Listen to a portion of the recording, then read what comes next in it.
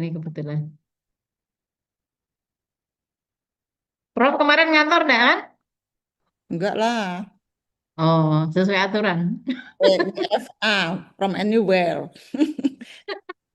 From Pagi Gimana? Bu anywhere, anywhere. Tirta. Mana-mana, anywhere, anywhere. Pagi Prof. Pagi Bu Dr. Sumarni. Itu backgroundnya versi Weh, backgroundnya ganti dulu. Oh, siap. merasa bukan peserta soalnya.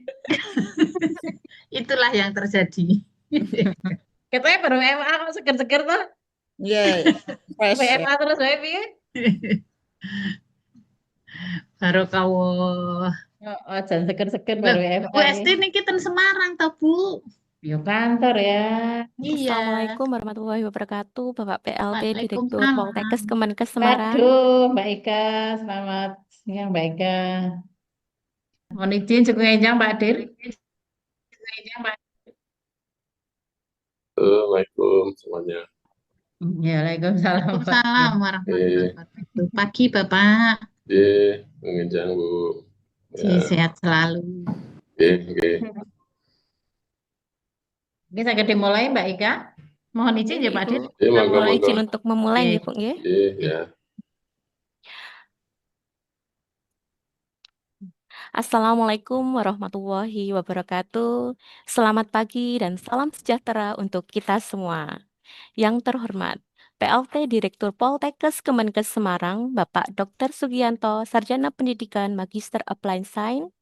Yang kami hormati, Ketua Pusat Layanan Psikologi Cahaya Hati, Ibu Nurina, Sarjana Psikologi, Magister Psikologi, Psikolog CHI CGI, Wakil Direktur 1 Poltekkes Kemenkes Semarang, Wakil Direktur 2 Poltekkes Kemenkes Semarang, Wakil Direktur 3 Poltekkes Kemenkes Semarang, Kepala Bagian Administrasi Akademik dan Umum, Kepala Subbagian Akademik dan Kemahasiswaan, Kepala Satuan Pengawas Internal, para Kepala Pusat dan Ketua Tim Poltekkes Kemenkes Semarang, Ketua Program Pasca Sarjana beserta Asisten Kaprogram Pasca Sarjana Poltekkes Kemenkes Semarang, Ketua Jurusan dan Sekretaris Jurusan Poltekkes Kemenkes Semarang, Ketua Prodi Poltekkes Kemenkes Semarang, K-Unit Poltekkes Kemenkes Semarang, seluruh tamu undangan yang berbahagia yang hadir secara daring, serta peserta calon lulusan yang hadir secara daring baik di Zoom maupun YouTube. Alhamdulillahirabbil alamin. Puji syukur marilah kita panjatkan kehadirat Allah Subhanahu wa taala, Tuhan yang Maha Esa, karena atas limpah rahmatnya pada hari ini, Rabu 3 September 2025, kita dapat kembali hadir secara daring, baik di Zoom maupun YouTube, dalam keadaan sehat untuk bersama-sama mengikuti kegiatan pembukaan soft skill calon lulusan tahun 2025. Marilah kita awali kegiatan pada pagi hari ini dengan bacaan basmalah bersama-sama. Bismillahirrahmanirrahim. Selanjutnya, menyanyikan lagu Indonesia Raya, Himne, dan Mars Poltekkes. Hadirin dimohon berdiri.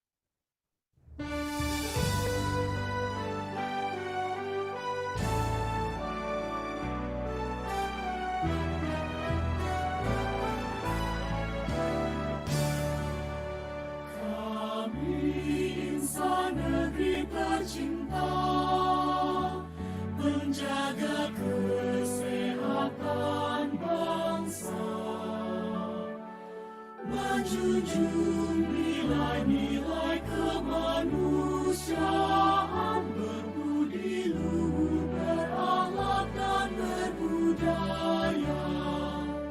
Kami Poltekkes Kemenkes Indonesia berjanji pada bangsa dan negara, bekerja profesional, berprestasi, melangkah bersama mandiri mendunia. Kami Poltekkes Kemenkes Indonesia berjanji pada bangsa dan negara, penuhi panggilan untuk mengabdi, berjuang dengan segenap jiwa raga, berjuang dengan segenap jiwa raga.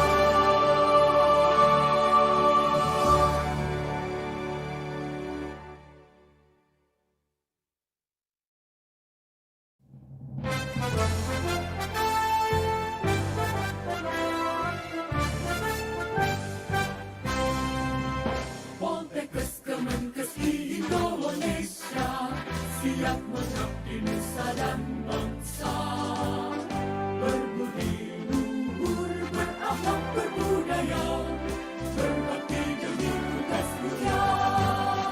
Poltekkes Kemenkes Indonesia bekerja profesional mendunia, semangat juang tak pernah padam untuk kesehatan bangsa, siap melangkah untuk berbakti, di Dharma sebagai pedoman kami, membangun hidup berdiri tak pernah henti untuk Indonesia tercinta.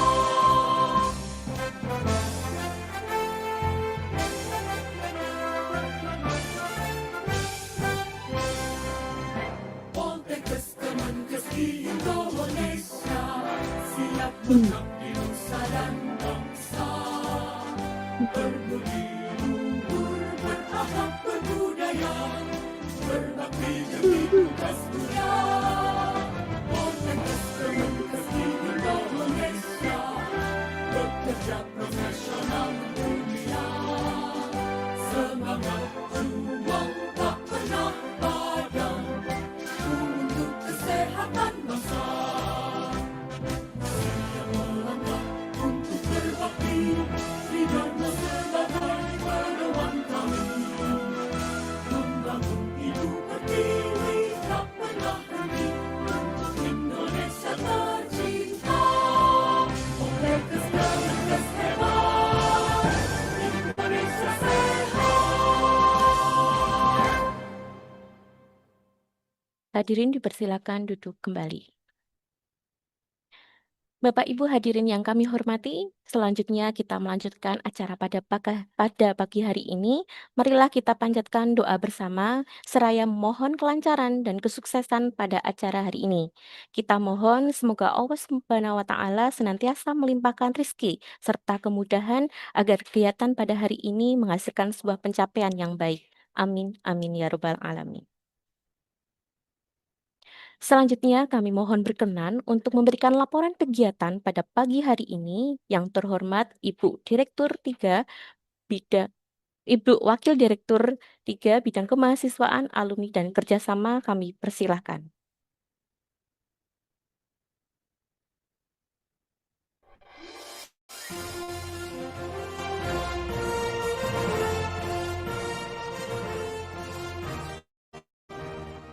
Ya, terima kasih Mbak Ika atas waktunya. Ya, yang kami hormati Ibu Nurina SPSI, MFPSI Psikolog, CHA, CGA sebagai founder Pusat Layanan Psikologi Cahaya Hati.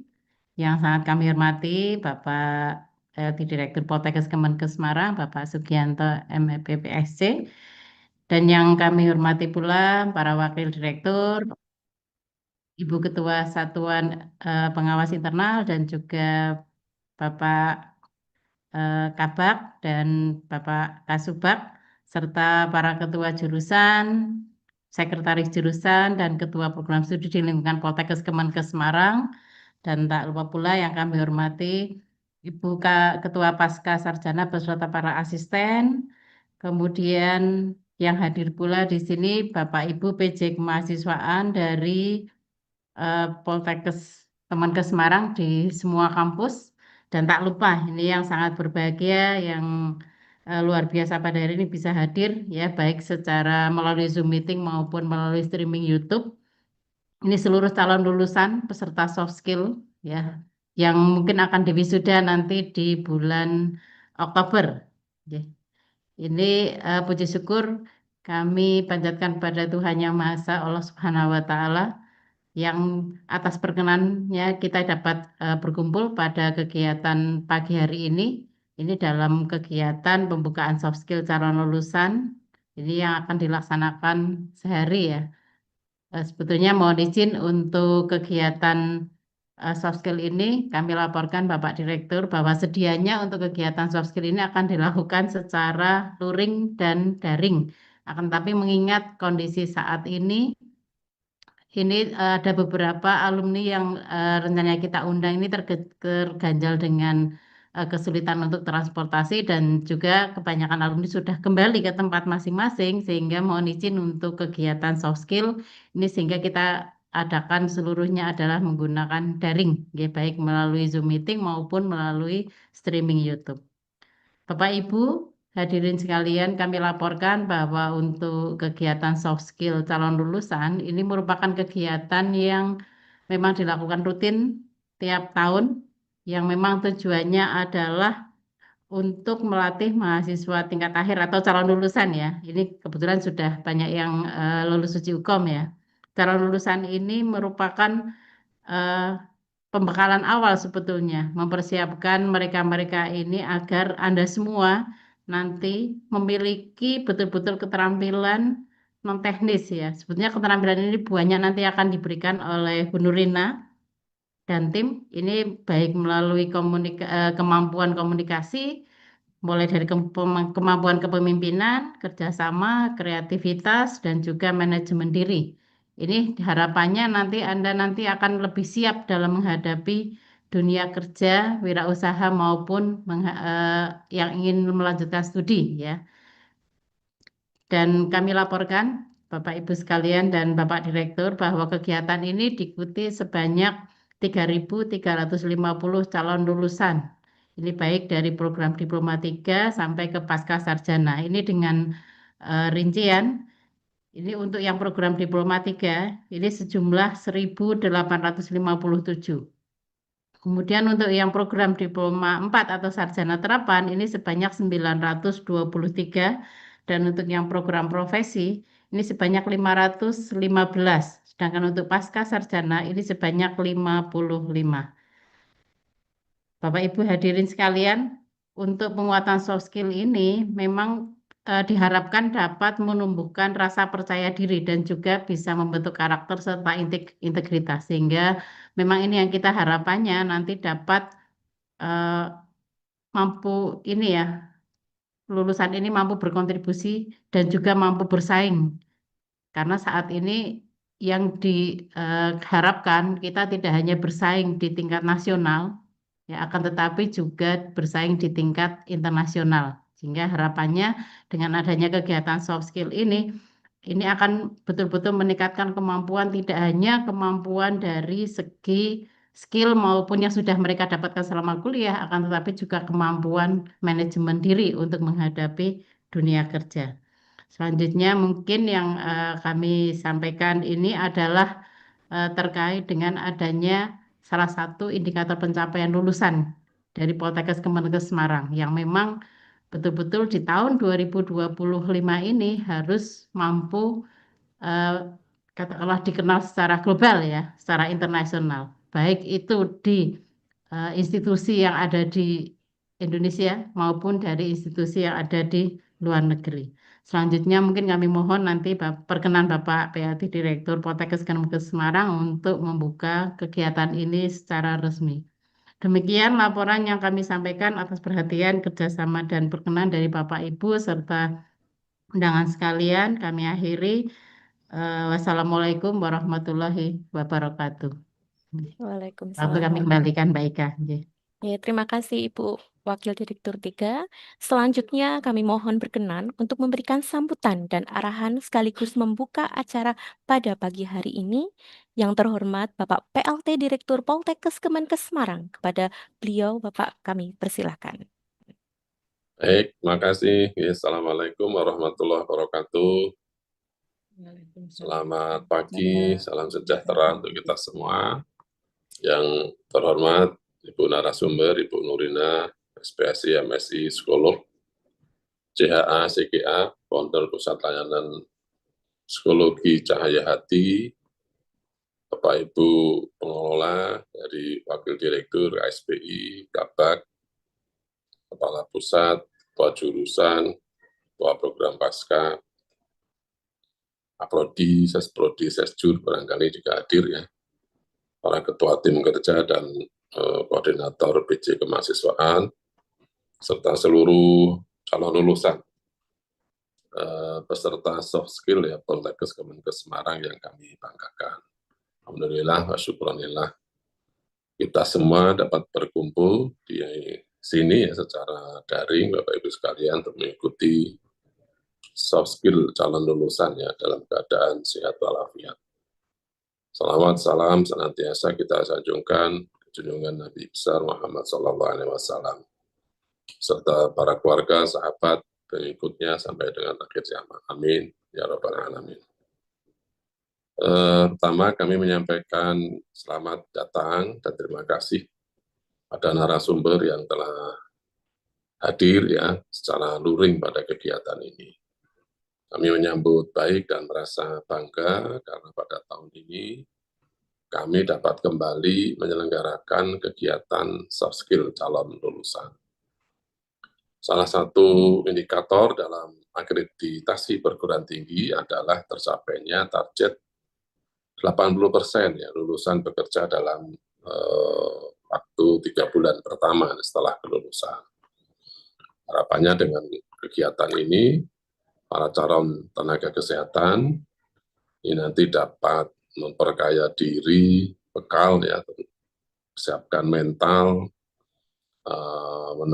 menumbuhkan keyakinan untuk melangkah ke tahap berikutnya. Baik memasuki dunia kerja di fasilitas kesehatan, mengembangkan diri melalui wirausaha di bidang kesehatan maupun melanjutkan ya, pendidikan ke jenjang yang lebih tinggi. Jadi harapannya saudara-saudara sekalian ini makin confidence lah ke arah gitu ya dengan atau makin komplit ya dari bekal yang sudah diberikan hard skill ya maupun soft skill ya sehingga mudah-mudahan nanti betul-betul siap ya memasuki dunia kerja mengabdikan ilmunya di masyarakat. Kegiatan ini memainkan peran penting ya bagi Poltekkes Kemenkes Semarang untuk memfasilitasi calon lulusan ya. Harapannya nanti bisa beradaptasi dengan lebih baik ya, membentuk pribadi yang lebih baik sehingga Bapak Ibu ini bisa segera ya diterima di lingkungan nanti tempat bekerjanya dengan baik. Dan mudah-mudahan dengan bekal ini calon lulusan bisa sukses ya, bisa membawa nama baik Poltekkes Kemenkes Semarang dan bisa mengembangkan dirinya menjadi lebih baik ya pada saat nanti terjun di masyarakat. Sebagai penutup saya ingin berpesan terus belajar, kembangkan potensi diri, jadilah tenaga kesehatan yang tidak hanya unggul dalam ilmu dan keterampilan, tapi juga memiliki empati, ya, integritas, komitmen tinggi ya, untuk memberikan pelayanan terbaik ya demi kesehatan masyarakat dan kemajuan bangsa. Dalam kesempatan ini kami juga ingin menyampaikan terima kasih pada seluruh ya undangan yang hadir dan khususnya para narasumber yang juga hadir. Akhirnya Bapak Ibu, mari dengan mengucap Bismillahirrahmanirrahim, kegiatan soft skill calon lulusan secara resmi saya nyatakan dibuka. Sebagai penutup, ini ada pantun, mentari pagi bersinar terang, turun berkicau sambut harapan. Cakep, Bapak. Calon lulusan Poltekkes Kemenkes Semarang pasti siap berkarya demi masa depan. Selamat mengikuti seluruh rangkaian acara dan semoga Tuhan Yang Maha Kuasa senantiasa meridhoi upaya kita bersama. Amin. Baik, sukses Bapak Ibu sekalian. Ini habis libur 2 hari ya, WFA, bukan libur ya, WFA ya, masih basah. Kelihatan seger-seger semua ini, Bapak. Ya, mungkin beberapa tempat memang masih WFA ya Bapak Ibu ya, mahasiswa, karena memang situasi kondisi kita belum tahu ya. Mudah-mudahan semuanya aman, selamat ya, bisa melewati hari-hari ke depan dengan baik. Baik, terima kasih semuanya. Assalamualaikum warahmatullahi wabarakatuh. Waalaikumsalam. Matur nuwun, Pak Dir. Ya. Baik, kami haturkan terima kasih kepada Bapak PLT Direktur atas perkenannya untuk hadir serta memberikan sambutan dan arahan pada kesempatan kali ini. Selanjutnya, mohon berkenan kepada Bapak Ibu untuk bisa menyalakan kamera Zoom untuk melakukan sesi foto bersama. Sehingga mohon maaf, silakan Ibu kelihatan muka cantiknya biar kami bisa foto. Mas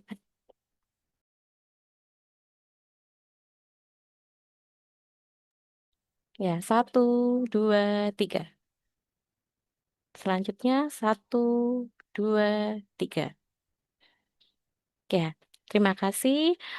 Baik, Bapak Ibu hadirin yang berbahagia, demikianlah telah kita ikuti bersama rangkaian pembukaan soft skill calon lulusan tahun 2025. Bagi Bapak Ibu tamu undangan, tanpa mengurangi rasa hormat, kami berharap Bapak Ibu dapat mengikuti acara hingga selesai. Namun, jika masih ada tugas lain, maka dapat meninggalkan acara. Dan mohon maaf jika dalam acara kali ini banyak kekurangan dan kesalahan.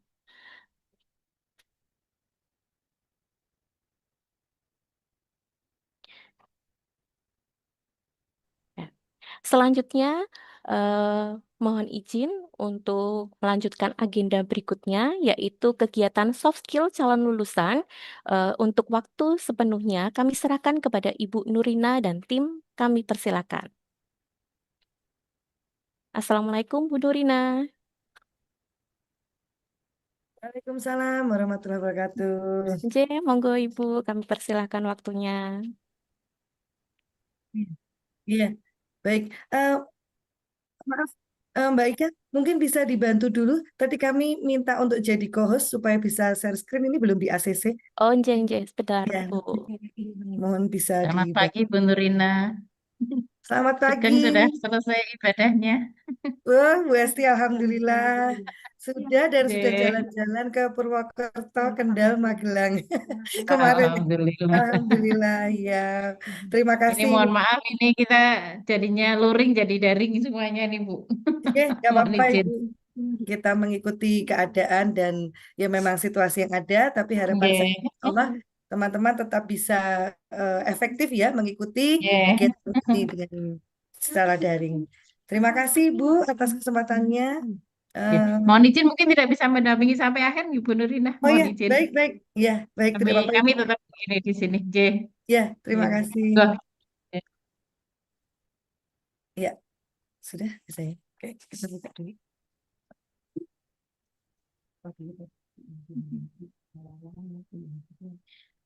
Baik, Assalamualaikum warahmatullahi wabarakatuh. Waalaikumsalam warahmatullahi wabarakatuh. Ya, selamat pagi Ibu Pengelola dan Mbak Novita ya, dan Bapak Direktur. Ya, terima kasih atas kesempatannya untuk kegiatan hari ini, yaitu kegiatan soft skill calon lulusan tahun 2025. Insya Allah akan terlaksana kurang lebih sekitar 2 jam ya teman-teman ya semuanya. Nah, dalam pelaksanaan kegiatan ini, kami mohon untuk rekan-rekan semua mungkin bisa membuka kamera on cam gitu. Bila ada kendala untuk membuka on cam, apakah izin hendak kemana gitu ya, atau sedang melakukan hal yang lain, mohon diinfokan ke kami biar kami mengetahui sebab kenapa tidak membuka kamera. Oke, bisa melalui kolom chat ya. Kemudian nanti di akhir sesi kami akan memberikan semacam post test yang mana ini menjadi bentuk kehadiran teman-teman juga dan bentuk bahwasanya teman-teman mengikuti kegiatan ini dari awal hingga akhir. Untuk post test nanti seluruh peserta wajib untuk mengisi dan mengirim ya maksimal hingga hari ini hingga jam 12 malam seperti itu. Untuk teman tidak hadir tidak bisa dengar. Oh ya. Oke teman-teman, nanti di sini akan didampingi oleh Bu Nurina dimulai nanti ini jam 8 sudah menunjukkan jam 8.42 ya hingga 2 jam kemudian yaitu sekitar jam 10.42 10.40 gitu ya. Nah, untuk materi pertama akan diisi oleh Bu Nurina terlebih dahulu terkait apa ini? Yang mana? Oke, persiapan memasuki dunia kerja. Mungkin saya persilakan untuk Bu Nurina. Oh, sedikit ya. Sebelumnya, nah kata orang kalau nggak kenal nggak sayang gitu ya. Coba saya perkenalkan dulu CV Bu Nurina gitu ya. Dari tim kami mungkin bisa share screen.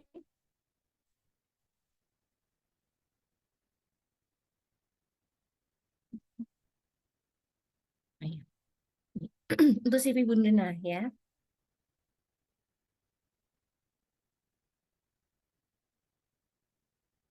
Ya, beliau memiliki 3 putra, memiliki lembaga Cahaya Hati, ya, memiliki grafologi juga, termasuk dalam himpunan HIMSI dan sudah bekerja sama di berbagai lembaga. Ya, melakukan parenting, ya kita selalu melakukan parenting di berbagai institusi.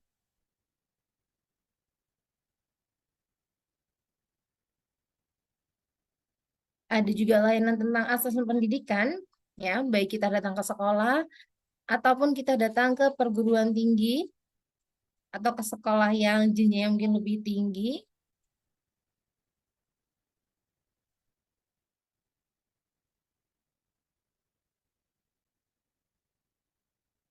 Ada juga terkait tentang asesmen karyawan.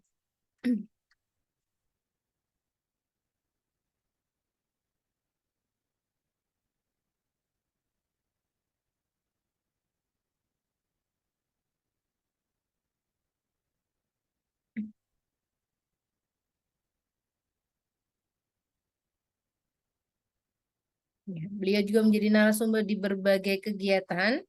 Ya, ini yang tahun lalu di Poltekkes juga, ini di pelayaran dan ini di beberapa sekolah lainnya.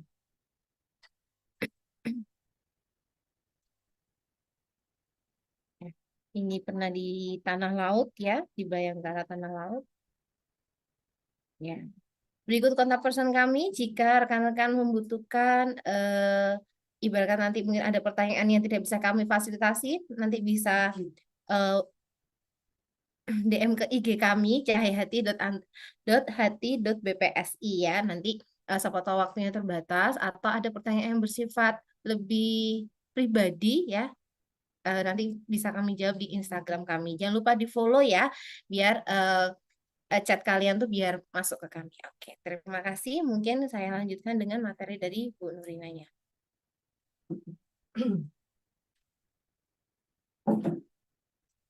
Baik, terima kasih atas kesempatan yang diberikan pada saya pagi hari ini. Bismillahirrahmanirrahim. Assalamualaikum warahmatullahi wabarakatuh. Waalaikumsalam warahmatullahi wabarakatuh. Bapak Ibu pendamping, pengelola, dan segenap para calon wisudawan ya, yang insya Allah tadi sudah diumumkan tadi oleh Bu Wadir, insya Allah bulan depan ya, teman-teman sudah selesai menempuh pendidikan di Poltekkes Kemenkes Semarang ditandai dengan adanya prosesi wisuda ya. Jadi kita sudah memanggilnya sekarang calon wisudawan ya, yang saya hormati, saya sayangi dan saya banggakan dimanapun teman-teman sekarang berada. Saya harap kegiatan kita meskipun ini bersifat daring tidak mengurangi efektivitas kita ya dalam mempelajari, dalam kemudian mungkin ya mempelajari hal-hal baru atau mungkin dalam menerima proses motivasi ini ya, insya Allah nanti yang akan saya berikan dan lain sebagainya. Teman-teman mungkin juga sudah bisa menyiapkan pertanyaan terbaiknya ya, bisa yang berkaitan dengan materi saya atau mungkin nanti ada hal-hal yang seputar dunia kerja yang mungkin teman-teman ingin diskusikan atau ingin sharingkan dengan kami. Insya Allah dengan sangat senang hati nanti kami akan membuka sesi pertanyaan. Baik teman-teman, kegiatan soft skill ini menurut kami dari sudut pandang psikologi ini adalah suatu bentuk perhatian yang luar biasa dari Poltekkes Kemenkes Semarang ya, yang mempersiapkan mahasiswanya tidak hanya dari sejak Anda masuk menjadi mahasiswa, baik itu mungkin mahasiswa-mahasiswa yang reguler atau mungkin yang alih jenjang ya, tapi teman-teman itu juga didampingi bahkan dibekali hingga akhir mau melepaskan mahasiswanya. Ini satu bentuk perhatian yang luar biasa yang mungkin tidak diberikan ya oleh seluruh atau semua institusi itu tidak banyak yang memberikan hal seperti ini, sehingga saya harap teman-teman bisa memanfaatkan bentuk perhatian dari kampus tercinta ini ya sebagai satu bekal nantinya, karena tidak ada ilmu yang tidak bermanfaat. Walaupun hari ini nampaknya hanya setetes ilmu yang teman-teman dapatkan, tapi insya Allah nanti dapat digunakan di dalam perjalanan kehidupan teman-teman ke depan. Oleh sebab itu, sama-sama kita apresiasi kegiatan ini dengan motivasi terbaik kita hari ini dan dengan mengaktifkan kamera ya. Ini tadi sudah saya himbau, tadi juga sudah dihimbau oleh moderator dan oleh Ibu MC tadi ya, teman-teman diharap bisa mengaktifkan kamera. Seandainya hari ini ada yang berhalangan untuk mengaktifkan kamera, mohon chat ya di kolom chat itu agar kami tahu alasan teman-teman. Dan ini meskipun daring ya, atau mungkin nanti juga sudah ada yang di streaming YouTube ya, tapi harapan kami teman-teman semuanya serius ya dalam kegiatan ini. Nanti di akhir acara tadi sudah diumumkan ada post-test, mohon diisi sebaik-baiknya, karena nanti dalam post-test itu insya Allah kami hitung sebagai absensi teman-teman untuk bisa mendapatkan sertifikat dari kegiatan ini. Baik, ngomong-ngomong tentang dunia kerja, saya yakin teman-teman di sini ada yang masih membayangkan apa sih itu dunia kerja? Apakah kerja ini hanya sebatas kewajiban ya? Apakah kerja itu sebatas rutinitas? Apakah kerja itu adalah reward ya buat kita? Atau apakah pekerjaan ini adalah suatu simbol harga diri kita? Nah, tiap-tiap orang pasti punya latar belakang dan alasan masing-masing ya untuk memaknai sebuah pekerjaan. Atau bahkan teman-teman ada yang sudah berkecimpung dalam dunia kerja sehingga mungkin sudah punya gambaran-gambaran ya, yang mungkin dulunya ketika masuk kerja itu masih punya ketika lulus kuliah ya, mau masuk kerja itu masih punya idealisme, oh nanti tuh bekerja akan seperti ini, teman-temannya akan begini, pimpinan akan begitu gitu ya, masih ada idealismenya atau apa yang akan saya capai, tapi ternyata dalam perjalanannya bisa jadi idealisme itu meluntur ya, atau bisa jadi idealisme itu malah makin bertambah kuat. Nah, karena ternyata pekerjaan itu tidak hanya sebagai rutinitas tapi juga merupakan simbol ya, atau kalau dalam bahasa kami pekerjaan itu adalah simbol harga diri ya, atau lambang harga diri seorang manusia. Kenapa? Karena dalam bekerja itu tentunya kita tidak hanya sekedar orientasi pada materi, tetapi yang lebih utama adalah satu kepuasan dari batin kita ya. Karena apa? Kita bisa menjadi orang yang bermanfaat bagi orang lain. Nah, itu kalau teman-teman nanti sudah mencapai titik itu dalam dunia bekerja, artinya titik tertinggi dalam aktualisasi diri seorang manusia, insya Allah sudah tercapai ya. Nah, apakah itu bisa kita capai dalam waktu yang cepat atau kita capai dalam waktu yang sangat lama, bergantung pada kesiapan, motivasi, dan support system kita ya. Oh ya, ini ada yang kalau maaf, Ini off cam, jika on cam audionya putus-putus. Oke, silakan, nggak apa-apa. Asal ada informasi, tolong nanti tim saya dicatat ya, yang memang tidak bisa off cam, tetap kita anggap hadir ketika ada informasi. Ya. Nanti teman-teman yang di streaming YouTube, kami akan melihat kehadirannya dari post-test ya, yang dikerjakan nanti sebagai syarat untuk mendapatkan sertifikat dari kegiatan ini. Ya, saya lanjutkan kembali karena begitu banyaknya harapan-harapan dari tiap individu ya untuk memasuki dunia kerja, sehingga diperlukan satu persiapan ya, persiapan yang menurut saya tidak hanya hard skill ya, karena kalau hard skill ini sudah teman-teman pelajari tentunya ya selama 3-4 tahun berada di Poltekkes Kemenkes Semarang ini, Anda sudah cukup tangguh lah dengan hard skillnya. Tetapi teman-teman juga sangat membutuhkan soft skill ya sebagai sarana yang mendukung dari kesuksesan nanti. Inilah perbedaannya. Kenapa mungkin ada mahasiswa yang baru lulus, mungkin dalam hitungan bulan sudah dapat pekerjaan yang sesuai atau pekerjaan yang diharapkan. Namun ada mungkin yang maaf sampai 1 tahun, 2 tahun belum mendapatkan pekerjaan yang sesuai. Atau mungkin sudah dapat pekerjaan, tetapi ada yang kemudian speednya dalam karir itu bisa cepat ya, tetapi ada yang terhambat. Nah, apa yang membedakan? Tentu di sini jawabannya adalah soft skill Anda sangat mempengaruhi. Individu yang dibekali dengan soft skill yang banyak, soft skill yang tinggi, tentunya akan lebih tangguh, lebih kuat, dan lebih bisa beradaptasi dengan tuntutan dalam dunia kerja, apapun itu tuntutannya. Nggak ada lagi istilah kita menyalahkan, oh nggak enak di tempat kerja saya itu lokasinya jauh, macet, nah, misalnya ya. Berarti kalau seperti itu, soft skill dalam manajemen waktunya belum oke, misalnya begitu. Nah, wah nggak enak di tempat saya nih, bosnya atau pimpinannya itu tegas, galak, terlalu disiplin, kurang empati, misalnya. Nah, berarti di sini soft skill tentang manajemen emosi Anda mungkin kurang bagus. Nah, sehingga hari ini meskipun waktu kita singkat ya, tapi saya harap bisa untuk mengulas secara umum ya apa yang Anda perlukan nantinya. Oke, mohon dibantu masuk slide-nya.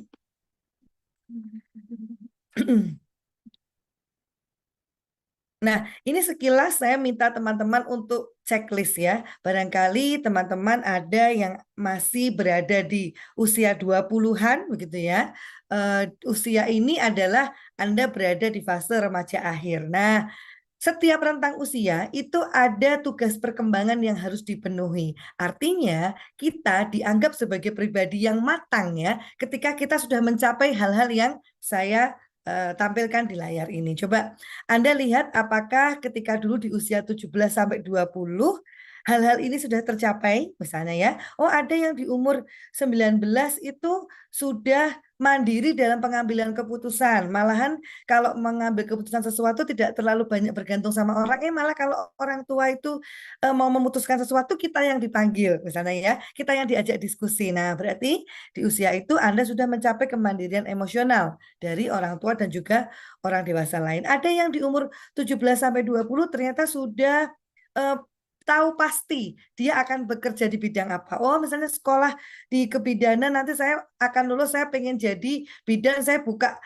misalnya saya mau magang dulu di tempat bidan senior berapa tahun, kemudian saya mau berwirausaha buka tempat misalnya tempat ibu dan anak gitu ya, pusat pemerhati ibu dan anak misalnya. Oh, itu berarti Anda sudah memiliki atau memilih dan memulai mempersiapkan karir. Jadi segala sesuatu itu yang dipersiapkan dengan yang langsung dihadapi saat itu, tentu hasilnya akan lebih matang ya, dan akan jauh lebih baik yang sudah ada persiapan dulu sebelumnya. Nah, ini saya tampilkan, harapannya teman-teman mengingat kembali, apakah di umur-umur ini ada yang belum tercapai ya, di maksimal umur 20 tahun ini, ada nggak yang belum tercapai? Misalnya, oh di umur 20 tahun itu kok saya masih belum bisa bergaul ya, saya masih belum bisa berteman dengan seseorang, atau kalau di satu komunitas ya, di satu keramaian, saya itu kalau mau ngobrol sama orang harus dijawil dulu, harus dimulai oleh orang lain terlebih dahulu. Kalau saya sendiri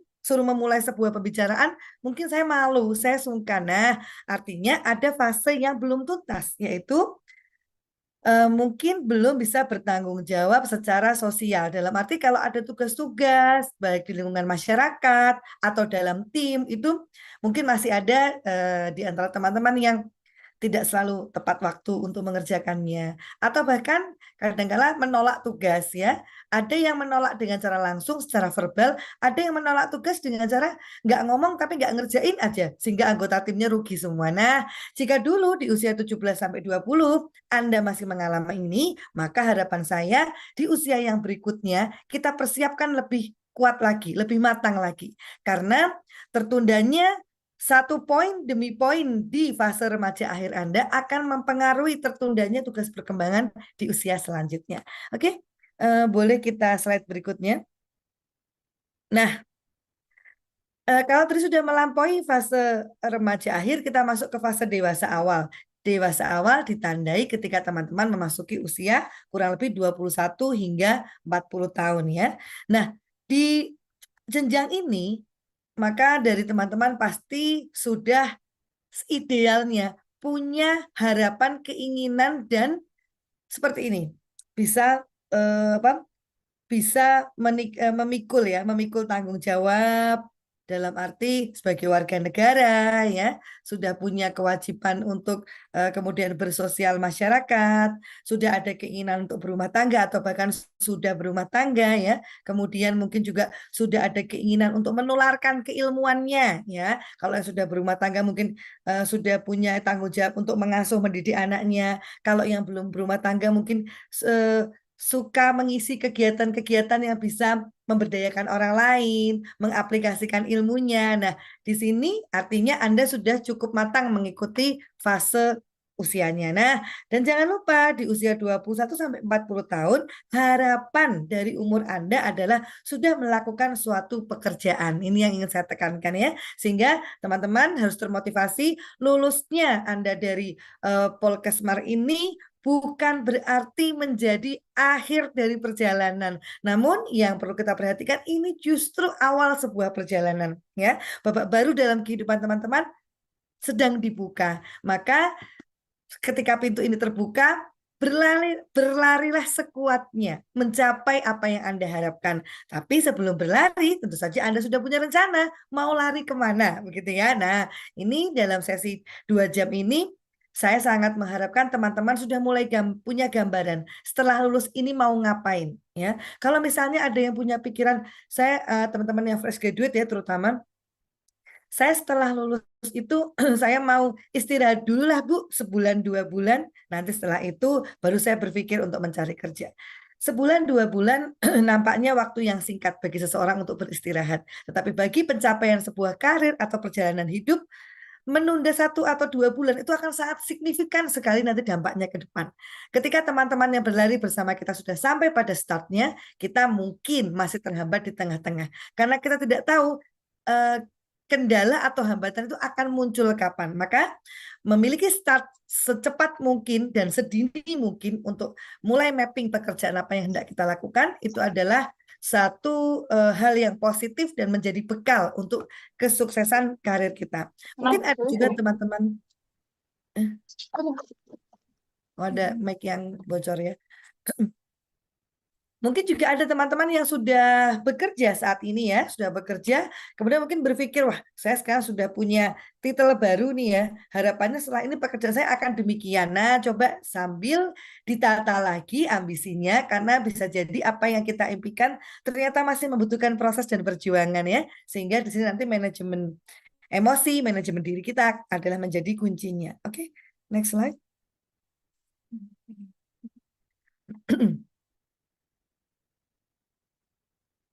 Ini pernah saya sampaikan dulu ketika teman-teman pembekalan soft skill ya, di awal ya, ketika menjadi mahasiswa baru, bahwa mengenali karakter kita, karakter dasar kita, itu menjadi salah satu kunci kesuksesan kita di dalam bekerja. Kenapa? Karena dengan kita kenal diri kita, apa yang menjadi kebutuhan kita tentu kita kuasai. Dan dengan kita kenal diri kita akan tahu ya hal-hal apa yang nanti bisa mengancam dan menghambat kita. Misalnya, Anda kenal bahwa Anda adalah orang yang introvert gitu. Maka mungkin dalam dunia kerja nanti Anda bisa memilih peran-peran yang sesuai dengan karakter Anda. Tetapi jika ternyata tidak punya kemungkinan untuk memilih, Anda harus menyiapkan untuk menanggulangi hal-hal apa sih yang biasanya terjadi pada orang introvert. Misalnya orang introvert itu seringkali kalau anak-anak Gen Z sekarang ya terutama ya, seringkali diasumsikan dengan memiliki energi sosial yang terbatas gitu ya. Jadi katanya orang introvert nih kalau habis berkumpul dalam suatu seminar, kongres, ya kondangan, pulang-pulang katanya lemes gitu. Pulang-pulang katanya justru nggak semangat karena energi sosial saya habis. Karena dia dalam arti sederhananya adalah dia memaksakan diri untuk bisa tampil oke dan diterima oleh semua orang sehingga itu menguras energinya. Nah, seandainya teman-teman paham bahwa ini adalah karakter dasar Anda, maka persiapkan diri dengan sebaik-baiknya dulu. Oke, berarti nanti faktor apa yang harus hal-hal apa dalam diri saya yang harus saya tampilkan ya supaya saya tidak terlalu lelah nantinya. Saya harus berperforma seperti apa.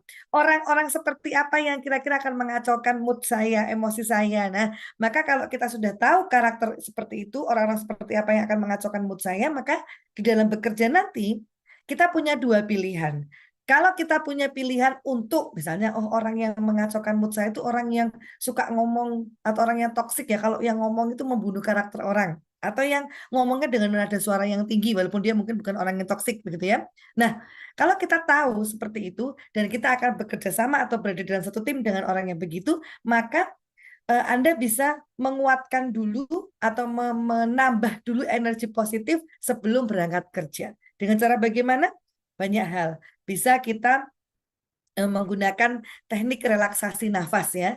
Diusahakan ketika pagi habis sholat subuh itu Anda mulai duduk bersila gitu ya. Setelah selesai wirid dan zikirnya, Anda bisa ambil teknik relaksasi nafas dengan nafas perut ya. Ketika menarik nafas, perutnya mengembung, dan ketika membuang nafas, perutnya mengempis ya. Bisa dilakukan sebanyak 8 kali sambil setelah itu Anda memvisualisasikan perjalanan dari rumah menuju ke kantor, misalnya ya, perjalanan dari rumah menuju ke tempat aktivitas Anda. Visualisasikan, bayangkan hal-hal yang positif, hal-hal yang indah, maka itu akan menambah semangat baru Anda. Atau mungkin Anda akhirnya menguatkan diri Anda, ada yang mungkin pakai dengan doa-doa tertentu yang diulang setiap hari ya, supaya istiqomah dan membuat hati merasa lebih kuat. Atau berkumpul dengan orang-orang yang vibes-nya positif, ya, sehingga Anda juga selalu merasa bahwa ada semangat di dalam kehidupan ini. Dan bisa juga, atau ini wajib malahan ya, teman-teman memiliki katarsis emosi yang sesuai. Katarsis emosi itu adalah cara untuk menanggulangi atau mengurangi ya ledakan emosi kita yang tercepat. Walaupun mungkin itu bukan mengobati masalahnya, tapi itu bisa menjadi P3K emosi kita. Nah, misalnya teman-teman paham bahwa katarsis emosi saya adalah curhat dengan orang, maka usahakan sebelum Anda beraktivitas, endapan sampah emosinya itu sudah keluar dengan misalnya Anda curhat pada orang yang Anda rasa berkompeten, apa orang tua atau pasangan ya, atau mungkin kepada ahli seperti itu. Nah, oke, berikutnya. Ini kita skip aja. Ya, yang saya jelaskan tadi, saat kita sudah mengenal apa jenis emosi kita, introvert, extrovert, ambivert, saya mungkin tidak perlu jelaskan lagi ya, karena dulu ketika awal kita soft skill mahasiswa baru itu sudah cukup lengkap saya bedah di sana. Saya harap teman-teman masih mengingatnya. Nah, kalau kita sudah tahu karakter dasar kita, maka kita akan sampai pada tahap berikutnya. Terus bagaimana caranya memperlakukan saya? Saya ingin diperlakukan seperti apa ya? Banyak orang problemnya itu dengan dirinya sendiri. Mereka merasa gelisah, mereka tidak bisa memaafkan dirinya sendiri. Memang nampaknya kita munculnya adalah seperti kita benci dengan orang lain, seperti kita dendam dengan orang lain. Nah, saat seseorang itu sudah memiliki rasa marah atau dendam atau emosional dengan orang lain yang nantinya akan menghambat langkahnya dalam berkarir, maka sebenarnya orang ini sedang marah dengan dirinya sendiri, bukan dengan orang pencetus emosinya, gitu ya. Kenapa? Karena sebenarnya dia belum selesai dengan emosinya. Karena kalau kita berharap orang lain mengikuti dan selalu selaras dengan pemikiran kita, itu mustahil. Itu artinya kita sedang menyakiti diri kita sendiri. Maka yang terbaik adalah milikilah kemampuan untuk beradaptasi dengan berbagai macam masalah dan karakter orang yang kita hadapi. Kita nggak perlu berharap banyak. Ketemu orang yang toksik, ya kita nggak perlu berharap dia berubah. Ketemu teman kerja nanti yang kurang oke, yang mungkin suka misalnya suka menyalahkan, ketemu pimpinannya suka menuntut, misalnya ya, kita tidak bisa punya niatan pun untuk merubah. Kalau bisa itu jangan terlalu sering muncul ya. Kenapa? Langkah itu akan menghambat langkah Anda sendiri, akan membebani diri Anda sendiri. Karena sejatinya yang paling ideal adalah bukan menuntut orang lain untuk berubah, tetapi bagaimana diri kita bisa menyesuaikan atau beradaptasi dengan situasi yang kita hadapi. Kita ketemu orang yang toksik, kita cukup tahu bagaimana cara mengatasinya. Apakah harus diam? Apakah harus menjawab dalam momen-momen tertentu? Kalau misalnya kita harus diam, diamnya yang seperti apa? Diam yang mendengarkan, atau diam yang mendendam, atau diam yang tersenyum. Nah, ini nanti semuanya dapat kita pelajari setelah kita tahu sebenarnya karakter kita itu seperti apa. Nah, ada beberapa cara, teman-teman. Yang pertama, tolong identifikasi dulu apa yang menjadi kekuatan dan kelemahan diri kita. Termasuk hal yang Anda sukai dan yang tidak disukai. Terkadang kita masuk dalam satu pusaran emosi dan masalah yang tidak tahu kapan ujungnya. Itu hanya karena kita tidak tahu apa yang menjadi kebutuhan kita. Kita tidak tahu apa yang sebenarnya melukai kita atau mungkin apa yang sebenarnya membahagiakan kita. Sehingga jika teman-teman sudah dalam usia 21 ke atas, apalagi yang sudah 40 ke atas, wajib bagi Anda punya identifikasi ini. Kelebihan dan kelemahan diri, kemudian ini kayaknya maaf, banyak yang jaringannya kurang mendukung, ya nggak apa-apa asal dicatat. Nah, kemudian yang disenangi dan tidak disenangi, kegiatan apa yang disenangi dan tidak disenangi. Kemudian tadi katarsis emosi itu yang saya sampaikan ya, bahwa teman-teman harus tahu nih P3K emosinya apa ya. P3K emosinya apakah kalau saya lagi merasa kurang bersemangat bekerja nantinya ya, saya harus ngapain dulu nih. Jadi emosi itu nggak bisa selalu kita perturutkan ya teman-teman ya. Misalnya hari ini aku nggak mood ya udah kalau nggak mood berarti hari ini aku izin. Karena kalau itu kita perturutkan, kita seperti lari dari satu masalah. Kemampuan adaptasi kita akan semakin turun. Dan nantinya akan semakin berat untuk mengikuti tuntutan dalam kehidupan, apalagi dalam lingkungan pekerjaan. Sehingga Anda harus tahu solusinya.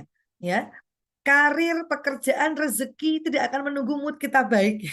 Mereka semua akan terus mengejar kita. Dan jangan salah teman-teman. Kalau Anda sekarang sudah lulus dari Poltekkes Kemenkes Semarang, punya keahlian, punya hard skill, ditambah dengan soft skill yang baik pula, Anda jangan kaget. Siap-siap setelah ini rezeki mengejar Anda kemana-mana. Sampai Anda mungkin bingung, apa sih kemampuanku? Kok saya dikejar rezeki seperti ini ya?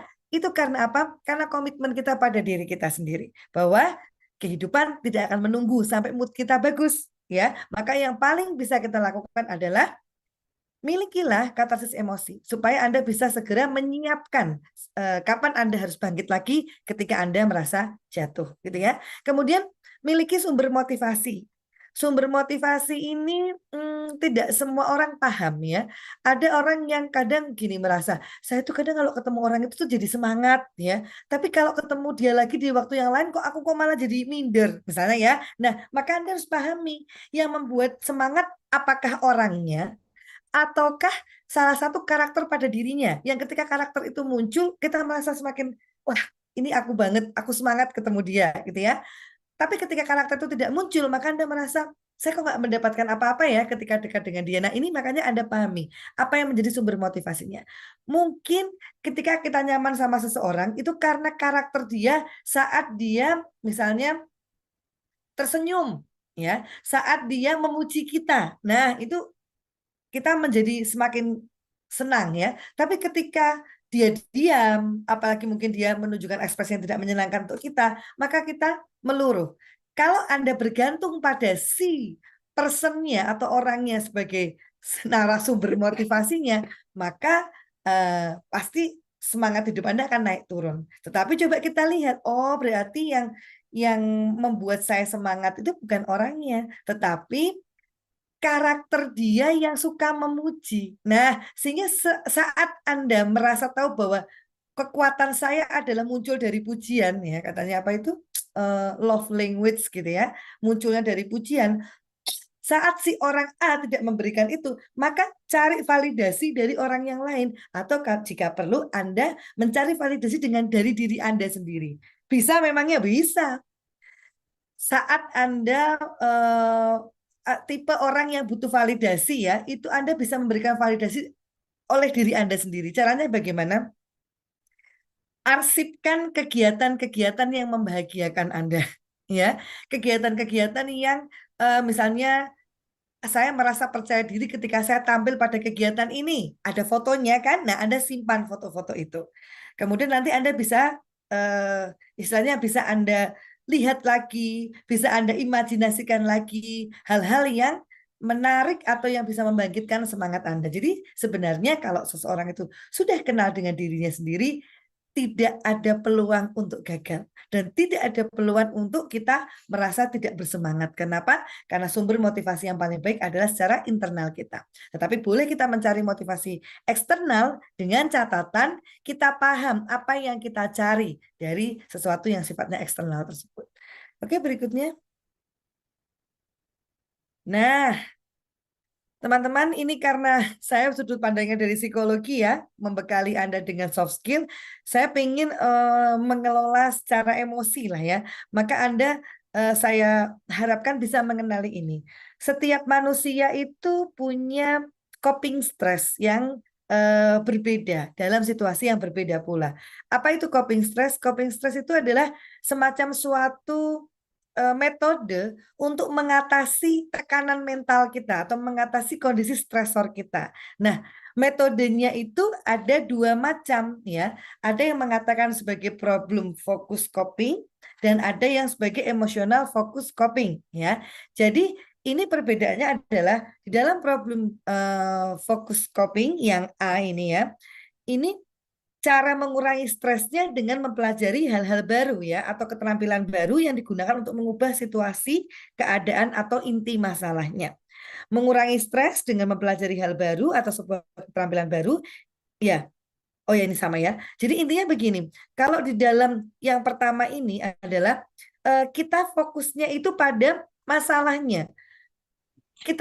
Saat kita mengalami sebuah tekanan psikologis, kita identifikasi saja nih masalahnya apa sih sebenarnya? Ini masalahnya apa? Oh, ternyata masalahnya adalah kesulitan berkomunikasi, misalnya ya. Oke, berarti saya akan mengurangi kesulitan itu dengan cara saya mau les public speaking, saya mau les bahasa asing, misalnya ya, untuk menambah skill saya. Jadi coping stress ini kita gunakan adalah kita menyelesaikan masalahnya dengan cara kita menambah keahlian baru untuk ngehandle masalah tersebut. Oh, ternyata kita kesulitan dalam finansial. Oh iya, bekerja dengan orang lain, misalnya belum mendapatkan tempat kerja yang nyaman, belum mendapatkan tempat kerja yang dekat, belum mendapatkan yang salary-nya cukup gitu ya. Karena kita berusaha melamar kerja di mana-mana tidak keterima, maka kalau pakai yang problem focus coping tadi, oke, kalau begitu saya harus menciptakan sesuatu yang bisa saya jual. Ketika saya nggak bisa bekerja dengan orang lain, mungkin saya diciptakan oleh Allah Subhanahu Wa Taala adalah untuk membuka ruang pekerjaan untuk orang lain ya, sehingga tumbuhkan jiwa entrepreneurnya di situ. Nah, disinilah yang dikatakan problem focus coping. Tetapi ada juga cara coping stres seseorang yang berfokus pada emosi ya. Strategi ini cukup identik dengan strategi yang sifatnya defensif ya. Karena individu merespon stresnya secara emosional. Dia akan berusaha mencari dukungan secara sosial ya dan lebih menitik beratkan bukan pada penambahan skill seperti yang A tadi, tetapi dia akan mencari cara-cara untuk mengurangi emosi negatifnya ketika menghadapi tekanan. Di antara dua hal ini tidak ada mana yang lebih baik. Semuanya baik, tinggal mana yang tepat untuk kita saat itu ya. Nah, kalau orang dengan tipe yang emotional focus coping ini, mereka akan mencari dukungan dari orang terdekatnya atau orang-orang yang menurut dia punya energi positif ya. Karena kita tahu ya dalam kehidupan ini tidak semua orang beruntung memiliki sahabat yang baik. memiliki keluarga yang mensupport, ya, mungkin memiliki tetangga yang mendukung. Tidak semua orang beruntung. Ada orang-orang tertentu yang justru ujian mereka adalah dari orang terdekatnya, dari pasangan hidupnya, dari tetangganya, dari anaknya, dari keluarganya, dari sahabatnya, begitu ya. Maka bersyukurlah kita, ya, bersyukurlah dengan sebanyak-banyaknya syukur ketika Allah Subhanahu wa taala, Tuhan Yang Maha Esa, menganugerahkan kita lingkungan atau support system yang positif. Sehingga bagaimana cara mensyukurinya? Ya jalin silaturahmi yang baik. Jangan banyak tuntutan. Jangan kita menjadi orang yang toksik gitu ya. Jangan kita menjadi orang yang selalu berusaha ingin dimengerti. Tetapi saling timbal baliklah. Bagaimana kita ingin dimengerti, maka terlebih dahululah kita mengerti dan memahami orang lain. Nah, orang dengan tipe yang B ini karena dia ini sebenarnya bukan tipe orangnya sih, tipe copingnya ya. Jadi dia akan lebih mungkin melakukan katarsis emosinya dengan banyak olahraga, dia datang ke ustadz, ke ulama, ya, dia mungkin menekuni hobi-hobinya yang positif, gitu. Jadi dia mengelola lebih pada mencari cara untuk mengelola emosinya. Nah, di antara dua ini, kalau pertanyaannya mana yang lebih baik, tidak ada. Semuanya baik, hanya mana yang lebih tepat pada situasi yang Anda hadapi.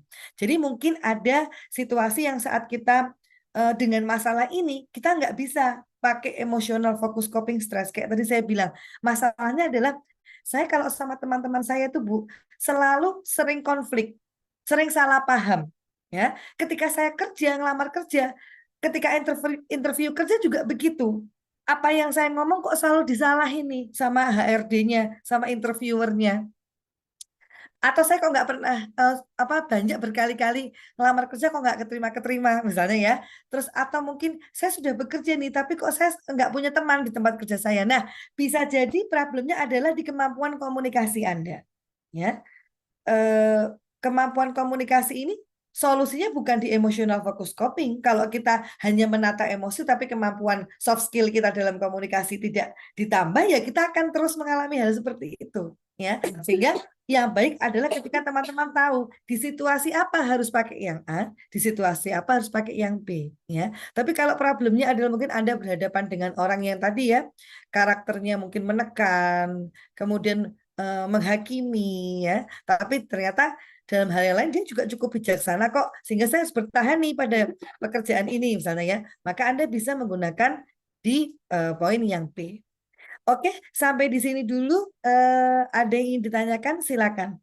Jadi supaya nggak terlalu jauh nanti teman-teman ngantuk, nggak paham ya. Saya minta ada pertanyaan dulu, satu pertanyaan atau dua pertanyaan boleh. Silakan yang mau bertanya, buka mic-nya atau bisa lewat kolom chat. Berarti kalau yang streaming YouTube nggak bisa bertanya atau bisa? Ini kalau streaming YouTube agak ini agak loading ya. Aku biasanya streaming YouTube soalnya. Oh, teman-teman di streaming YouTube bisa bertanya nggak ya? Monggo. Oke, ini ada yang resen, bisa silakan bisa dibuka. Iya. Itu dulu. Selamat pagi, Bu. Selamat pagi. Mohon izin ya, sebelumnya saya off kamera. Oke. Mohon izin bertanya, Iya. bagaimana cara untuk memahami bahwa diri kita itu sebenarnya punya luka batin? Kan banyak orang sakit yang terlanjur sakitnya itu semakin parah karena langkah awalnya itu tidak tepat, yaitu untuk menyadari bahwa dirinya sendiri itu sedang sakit gitu. Nah, lalu yang kedua itu bagaimana juga caranya agar kita tetap menyadari bahwa diri kita sedang melakukan sesuatu gitu. Misal, kebanyakan dari kita kan hanya melakukan sesuatu itu sebagai rutinitas gitu. Misal makan ya makan aja, atau bekerja ya bekerja aja, PKL ya PKL aja, tanpa menyadari bahwa kita ini sedang makan, kita ini sedang PKL gitu. Mungkin seperti itu, Ibu. Terima kasih. Iya. Iya. Ini Bapak apa Mas ya? Mas. Oh Mas, oke. Mas Ray, terima kasih atas pertanyaannya. Suara Anda mantap sekali ya. Oke, pertanyaan yang pertama, bagaimana kalau kita itu ada luka batin ya sebenarnya, kemudian kita tidak menyadari.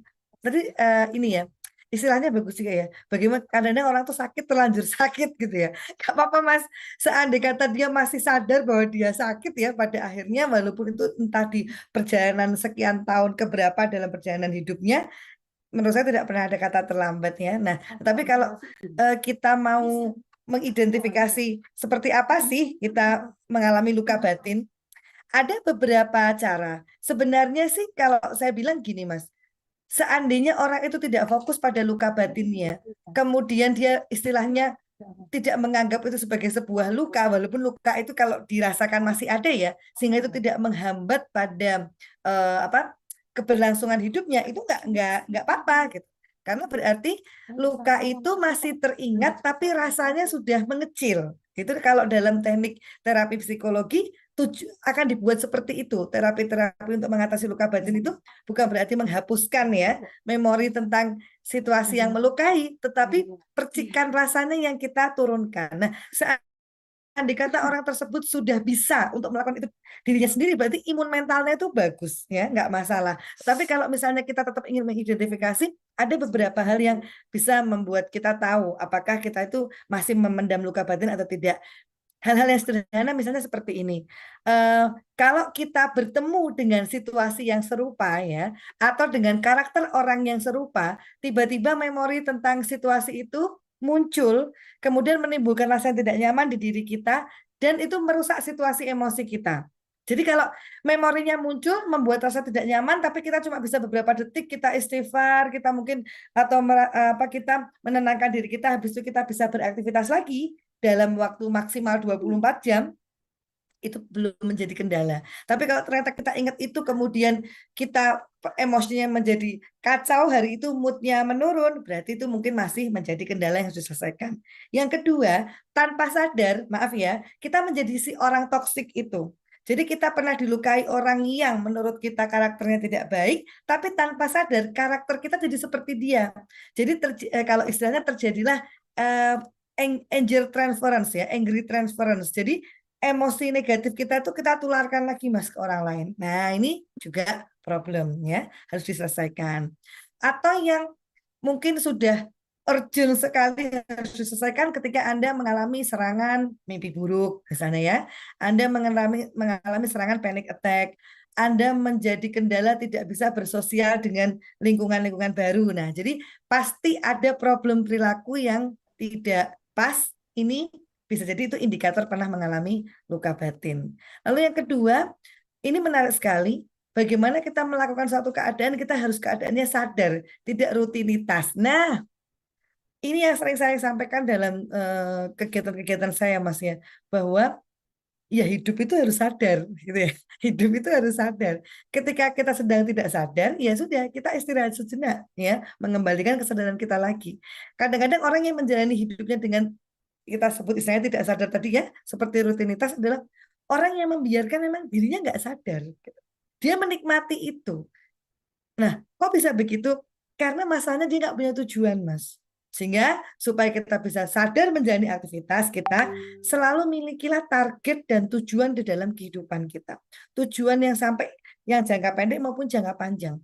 Tujuan terkecil, misalnya hari ini saya berangkat kerja, tujuannya saya menyelesaikan tugas saya ini. Kalau nggak bisa, ya minimal saya sudah menyiapkan perlengkapannya. Misalnya seperti itu. Jadi tidak sekedar hari ini saya berangkat kerja, ya sudah tugasnya apa yang ada saya terima. Nggak seperti itu. Tapi kita harus punya target. Hari ini saya akan mengerjakan laporan. Target saya adalah pimpinan saya itu memuji saya. Entah dari bagusnya laporannya, atau dari cepatnya saya mengerjakan. Nah itu jadi kita punya target-target yang spesifik. Itu yang menurut saya membuat kita lebih menyadari apa aktivitas kita. Yang kedua, kita harus menyenangi apa yang menjadi aktivitas rutinitas kita. Kalau misalnya kita masih sebatas rutinitas saja, berarti kita belum memiliki atensi yang tinggi pada aktivitas itu, ya. Sehingga kita merasa cukup saja dengan menggugurkan kewajiban. Kurang lebih begitu, Mas Rey. Semoga menjawab ya. Oke, silakan di kolom chat. Mbak Elsa bisa dibacakan. Kita satu ini ya, satu lagi dari bawah. Oke, Bu. Jadi di sini ada juga yang di kolom chat itu atas nama Rizky Lutfanida dari Kebidanan itu bertanya, bagaimana cara menghadapi pimpinan kerja yang memiliki ciri-ciri NPD? Silakan. Iya, terima kasih. Ya, terima kasih. Ciri-ciri NPD, baru ciri-ciri ya, Mbak apa Mas? Mbak, Mbak.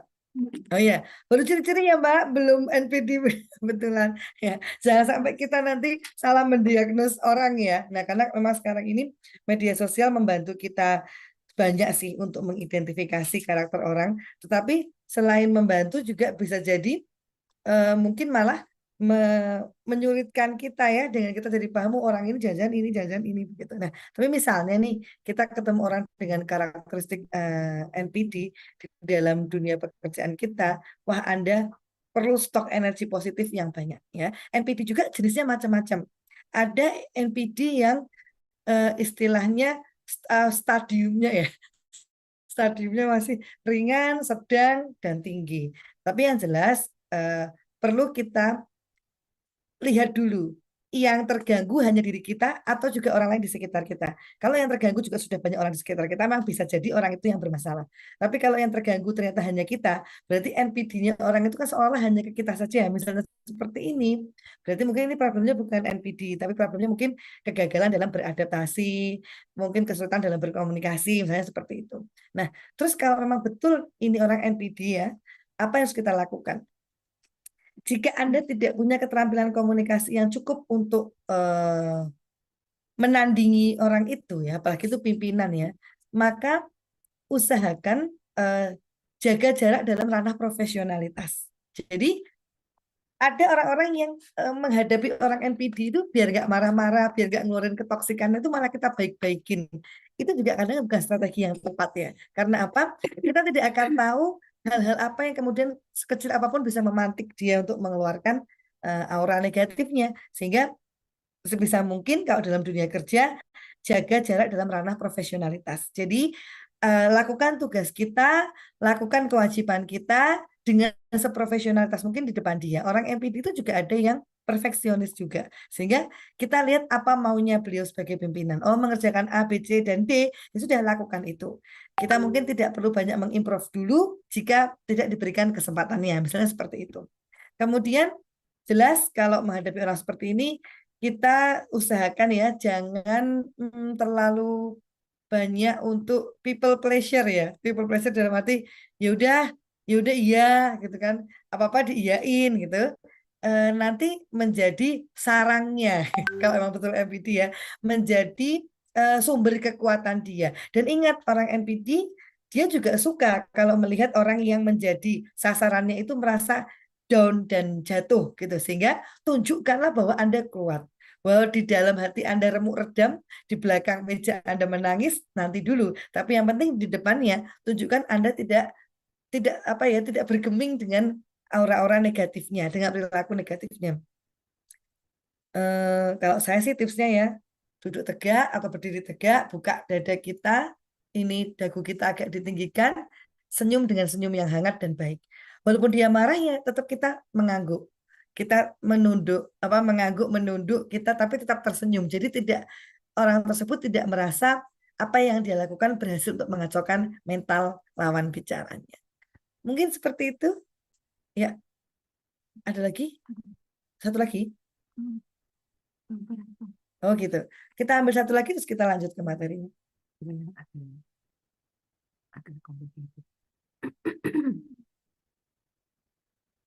Tadi ada yang merubah introvert extrovert apa?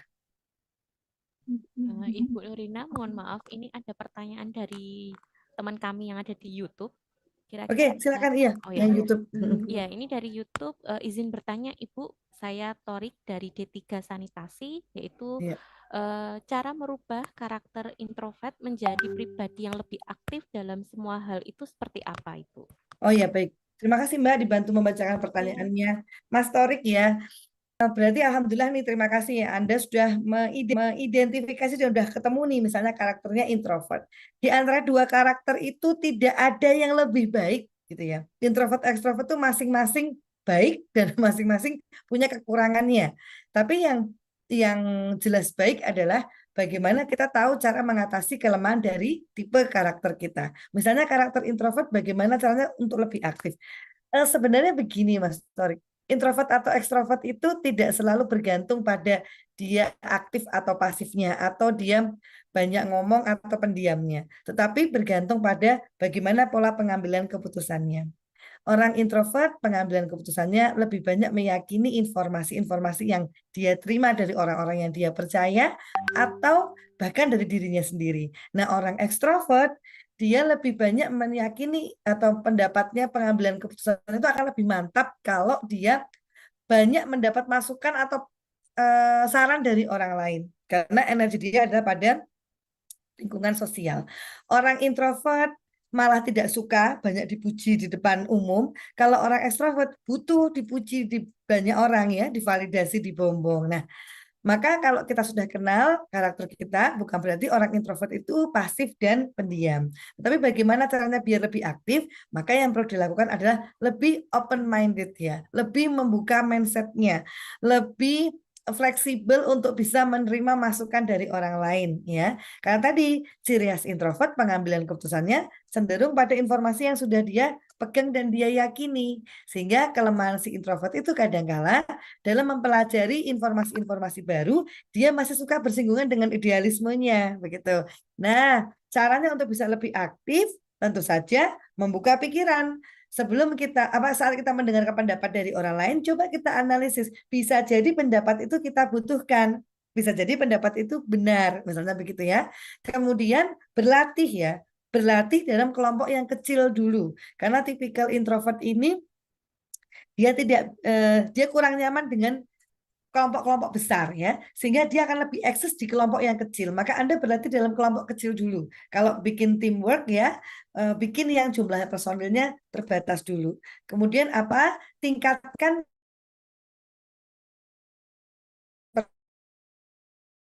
benar merasa mumpuni dalam satu bidang. Maka Anda perlu mencari apa yang menjadi bidang keahlian Anda supaya nantinya bisa tampil lebih percaya diri. Dan ya tadi saling menguatkan. Orang introvert ada baiknya juga berkumpul dalam komunitas yang ekstrovert supaya dia tahu, oh begitu cara orang mengekspresikan pendapatnya, oh begitu cara-cara yang kira-kira diterima oleh lingkungan masyarakat, sehingga nilai-nilai idealismenya itu bisa lebih luas ya, bukan luntur, tapi menurut saya lebih meluas sesuai dengan kebutuhan atau tuntutan lingkungannya. Kurang lebih begitu Mas Torik. Nanti juga mungkin teman-teman yang belum terfasilitasi untuk bertanya hari ini, maka kami buka kesempatan untuk DM kami ya di IG kami Cahaya_Hati_BPSI dengan syarat di follow dulu, karena kalau nggak di follow itu DM-nya itu tidak masuk ke laman yang utama, jadi kami tidak bisa untuk segera membalasnya. Begitu, mungkin kita lanjut ke materi.